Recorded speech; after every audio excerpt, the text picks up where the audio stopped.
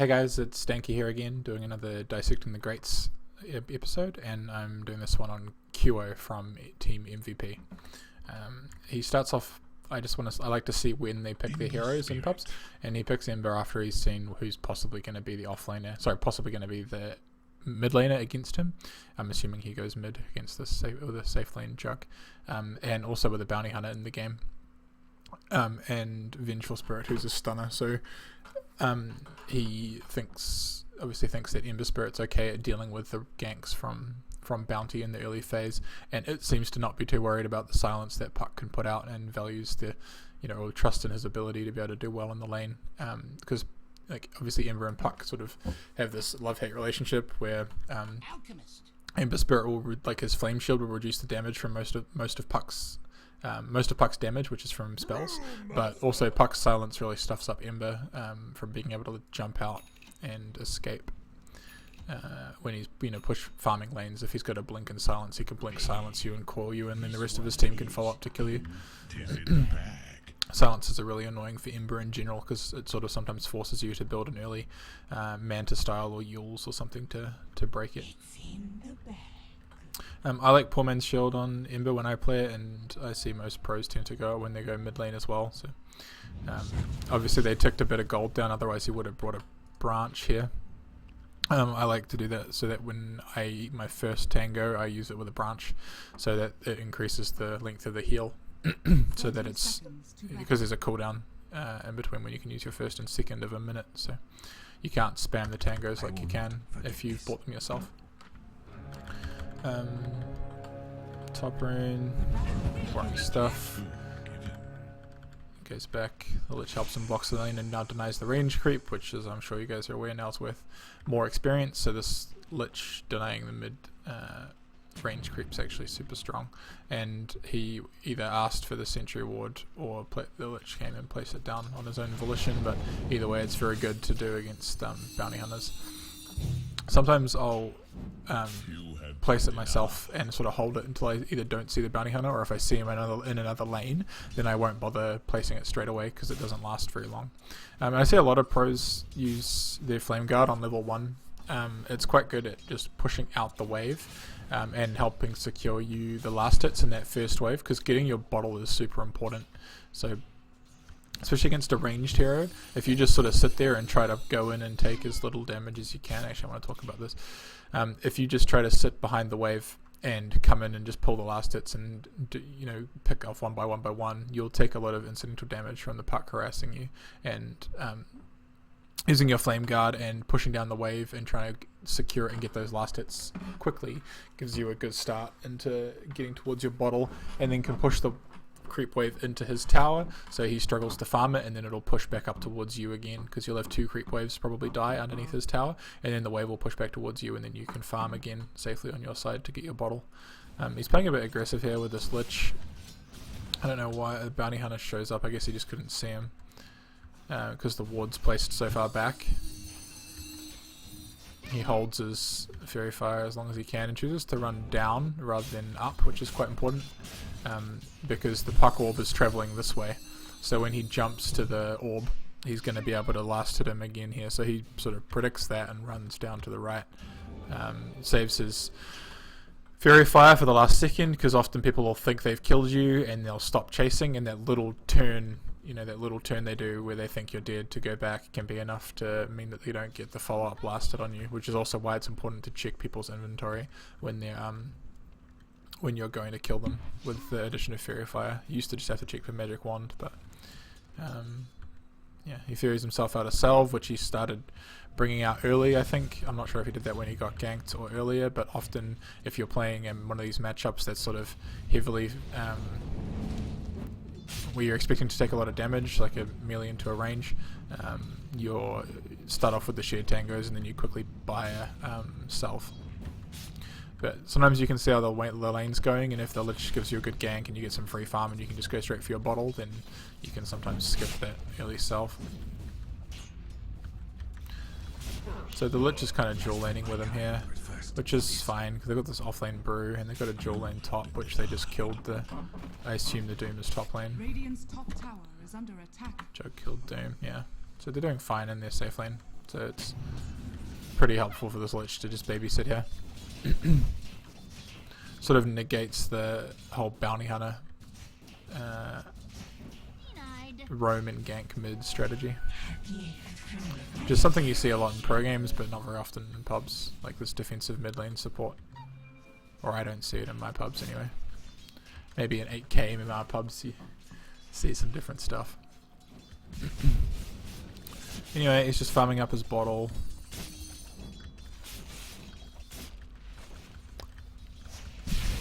Nice gameplay, dude. This guy's trash talking him.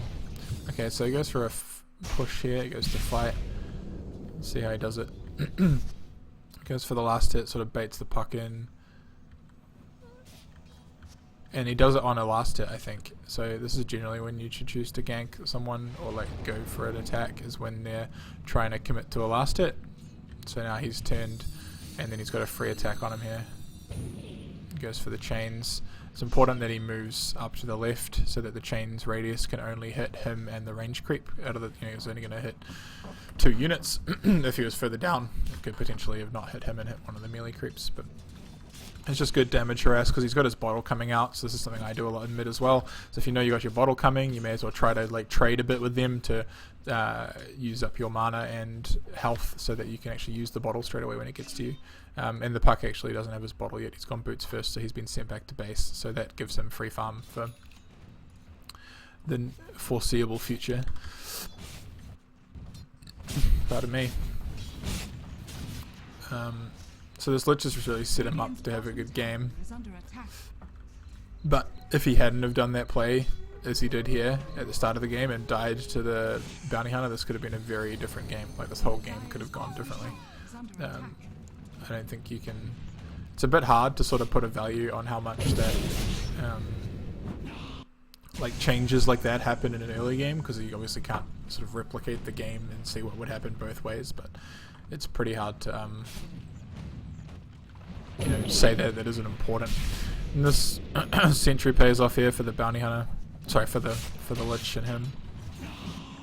We go for the kill straight away. Again, he uses his chains straight away because he's in the middle of the wave. If he had have waited, then the creep wave was going to arrive and the chains might hit randomly. Well, it would hit randomly and might miss the bounty hunter. Goes for boots here. Next, bottle crows. Even though bottle crowing got nerfed, it's still worth doing. It's good. He realizes it's quite hard to kill the puck, obviously, because you can jaunt out from your through chains. But he's going to kill him. Nice. He can jaunt out while he's shackled. It's not sharing chains. It's not like Quap who can't blink. He knew he was going to die there as well, so he just bought items, I think.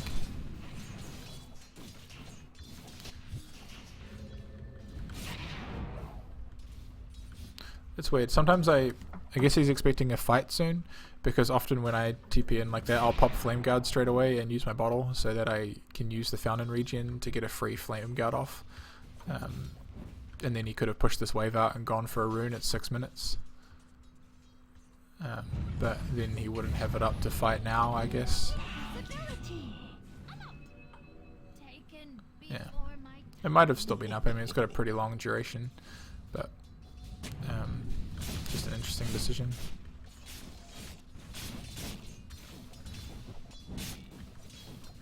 I mean, it worked out for him. I don't know if he needed the Flame Guard for that kill. I suppose that it got the did do a fair bit of damage, but I'm not sure what the correct play was there.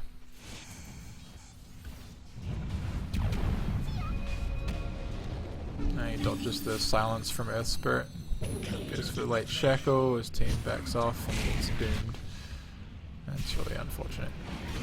So this is like one of the bad things about playing aggressively as Ember, because he's level 6. A lot of the time more passive Ember Spirit players would have a Remnant sitting down here all the time, and if that had shown up here, I would have gone for the courier kill, because I'm pretty sure I'm dead and the courier was in range.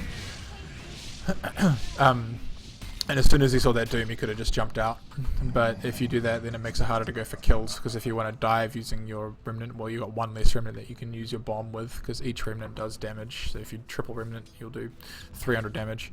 And also it has to jump back to your old Remnant and then forwards to the new one.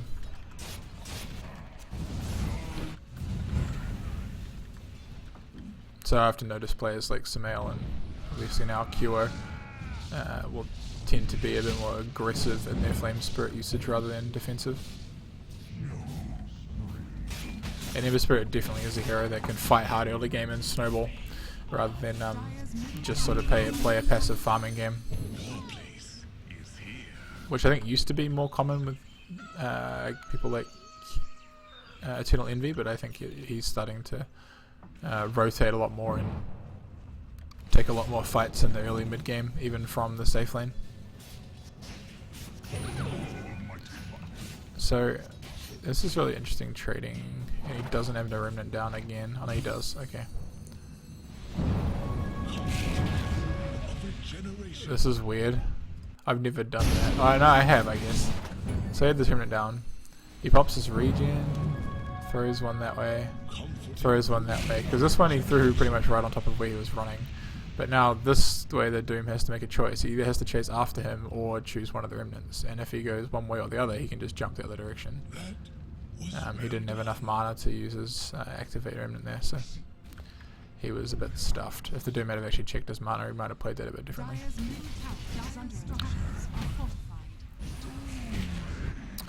He likes this build. I've seen QO do it before. It's like pretty common for mid Ember Spirits, is you just go boots of speed, Aquila wand, bottle, and the early PMS that you have, and you build straight into travels from there, because travels is such an important item on Ember Spirit, because you can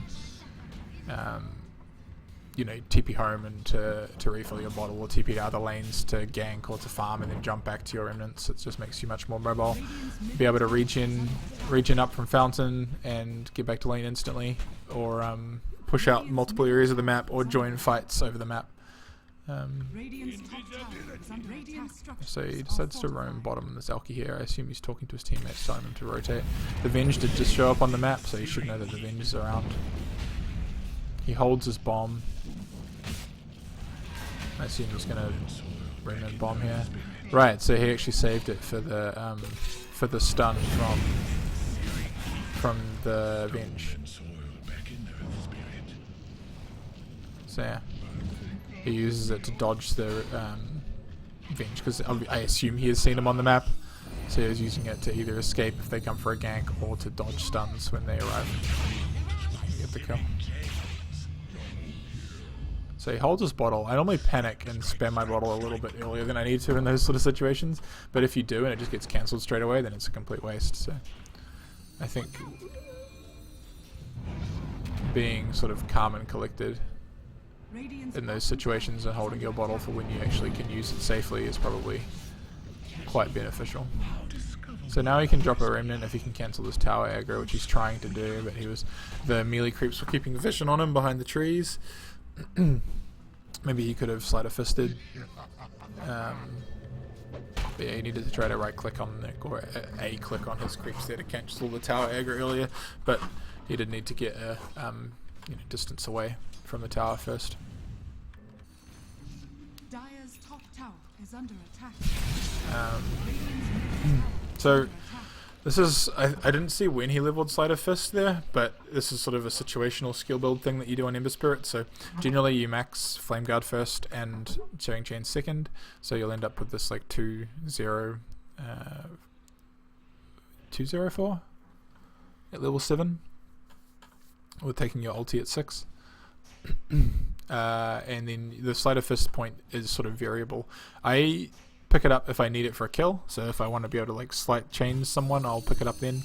Otherwise I'll go for a third point in Searing Chains, because if you look at how Searing Chains scales, it actually scales kind of weirdly. So it goes one, I'll speed the game up a little bit again, if nothing's happening. It goes one second duration at level 1, and it shows you the overall total damage on the bottom as well, so you don't have to do the maths. So it does 80 damage, and then the next point doubles the duration, so it goes from 1 to 2 seconds. It's Watch him fight here. I take it you guys all know how to do this, but the slight into searing chains is a really common thing on Ember Spirit. You use your... What's going on? Did he just take like a cheeky look bottom while he was fighting? Or did he click on the map by accident or something? No. He just had a quick look. He was scrolling on the map rather than clicking as well, which is weird. Goes for the bomb on the triple bomb on Bounty, but it didn't kill him. He manages to get out fine. He's getting close to having enough for his travels. Yeah, so sometimes I'll leave Searing Chains at level 2 or 3 and max out Sleight of Fist. Generally I do that if I'm having a really good game and I'm going to get my Battle Fury before... like you want to have this at level 4 when you have your Battle Fury, basically. So if I have really good farming game, I'll go earlier points in Sleight of Fist. But it is quite reasonable to leave your Searing Chains at level 2 or 3. So level 2 to 3 has a big damage jump though, so that's why often people will level it up to 3, because it goes from 120 to 240. So it's, instead of the 40 damage jump, it goes up 120 damage at level 3.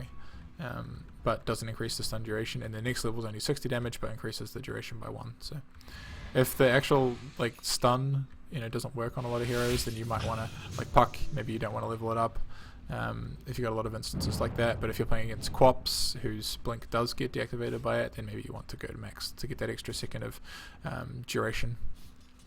And again, like if your team's lacking in lockdown, it might also convince you to go an extra point, go the 4th point in your queue.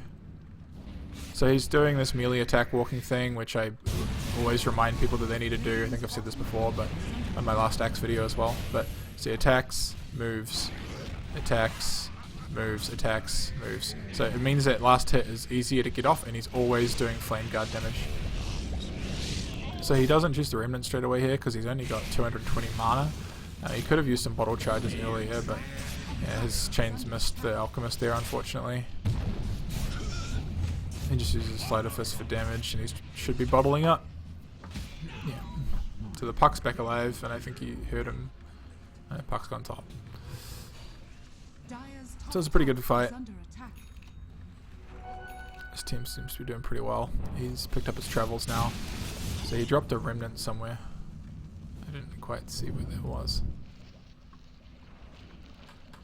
Does he still have it? Anyway, we'll find out. Oh, there. So he sees this Alchemist, calls for his team to go.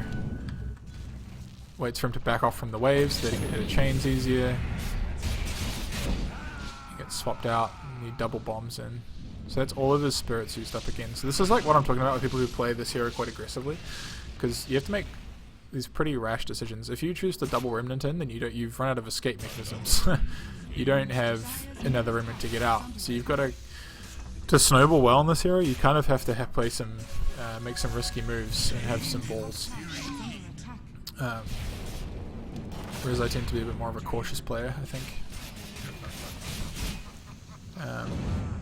But I mean, I know plenty of times I've seen pros muck up as well. I mean, I don't know how many times I've seen Arteezy or Samael jump in with like a triple bomb into a Doom ulti or something, or into a stun, and they just die.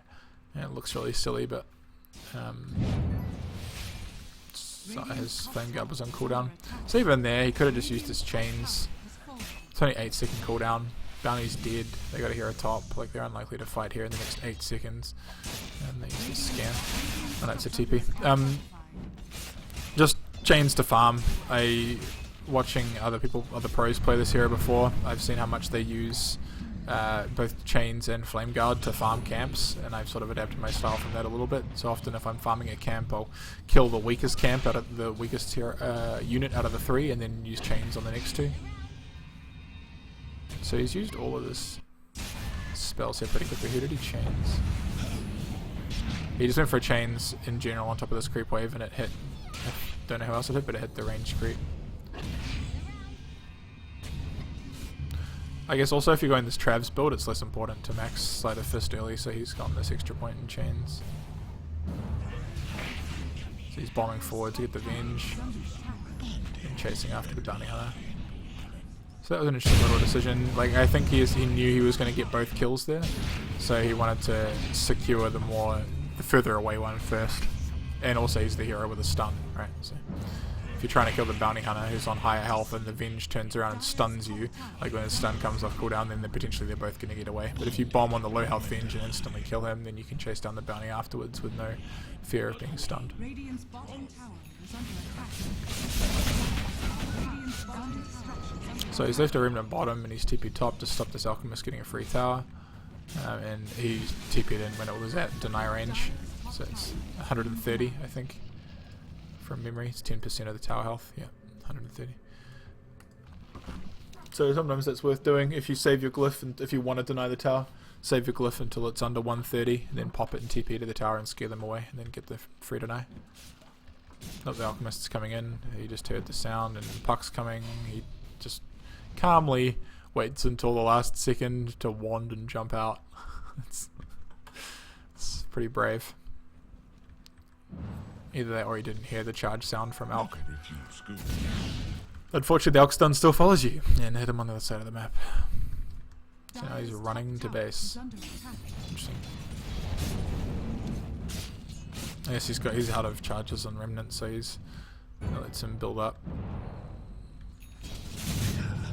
And also he had time to do that and get that wave and jump back to this one before it expired. So you can keep an eye on your Remnant timer here. You can see when it's going to expire and play relative to that. So he's dropped one over here somewhere close to this fight, so if the fight breaks out he can just jump there and go over and join it. But in the meantime he can be split pushing. It's obviously quicker than travels, and also you don't have to have a lane, creep wave to TP to. So now that one's expiring or about to expire, so drops another one back down in this wave and goes to push out top. And also showing top, I guess people aren't always dumb enough to expect it on Ember Spirit, but showing top might make them feel safer. Even though he's not actually that close to the fight. Because the fight's about to break out here, whether they called, he didn't actually look straight away before he jumped. I guess they called the fight broke out, or he just assumed. He jumped to the Spirit here to join the fight. Is he against real Phoebe? That's pretty funny.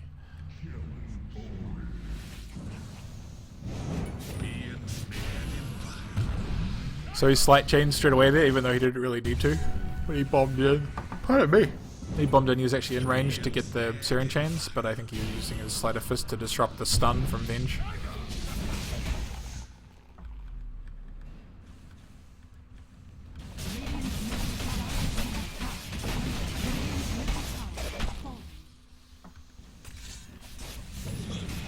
Slight chain straight away, just lock him down. There's no real big commitment to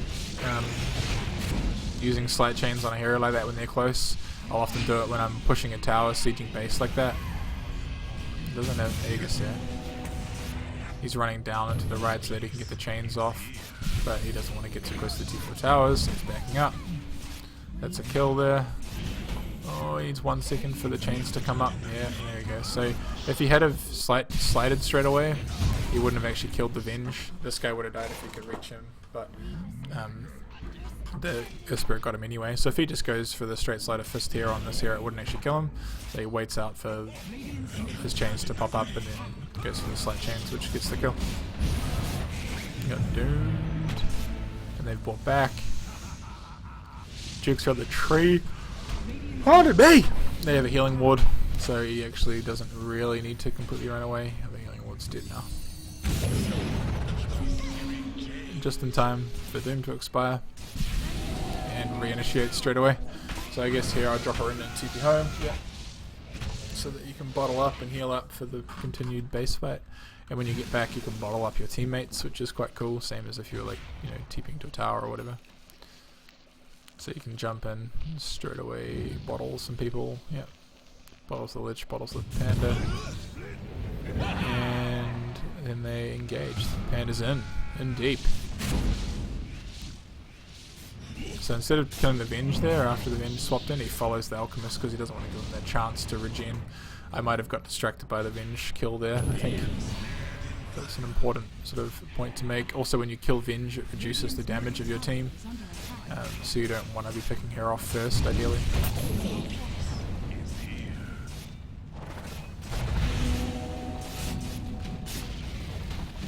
Yeah, looking pretty much GG, I think.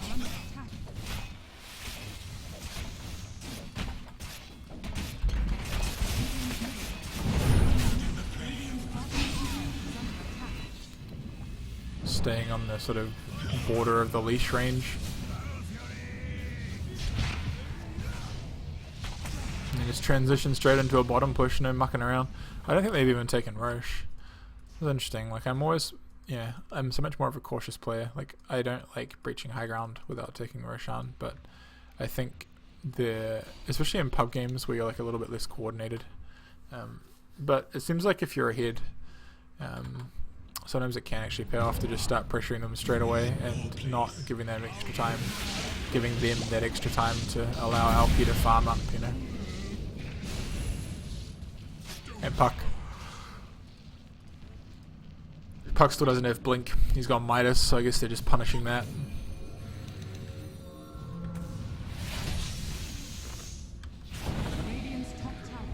So getting that extra little kill there just sort of secures that they can get this tower. So even though it looks like they're diving, the Alchemist's dead.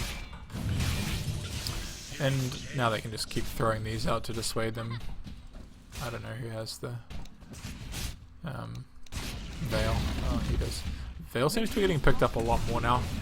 It's a really good item.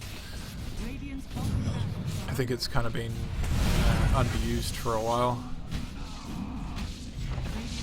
See, you know, getting picked up on a lot of heroes that you wouldn't normally see it on, and a lot of teams trying to get one on fit into their composition. Like even Sumail picked it up on Puck the other day.